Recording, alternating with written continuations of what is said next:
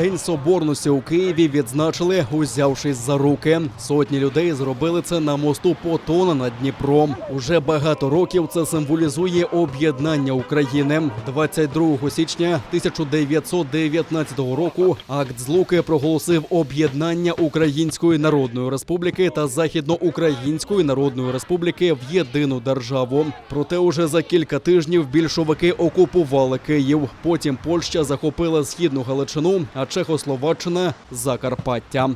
Нас завжди роз'єднують по берегам Дніпра, берегам Збруча.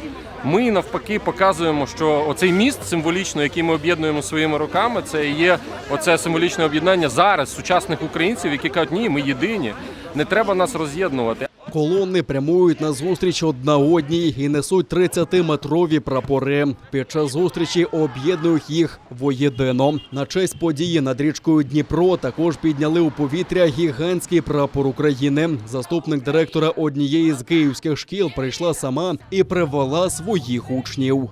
Ми дуже хочемо, щоб наші діти, які разом з нами сьогодні тут знаходяться, завжди пам'ятали, що тільки об'єднавшись, взявшись за руки, ми зможемо побудувати кращу Україну, яка буде мирна, яка буде сильна, яка буде непоборна. Сьогодні День Злуки, 22 січня об'єдналися лівий і правий берег України. Вони всі одної нації і мають бути разом. Перша масштабна акція на честь акту Злуки відбулася в Україні 21 січня 1990 року. Тоді тисячі людей, узявшись за руки, створили живий ланцюг від Львова до Києва. Він протягся приблизно на 700 кілометрів.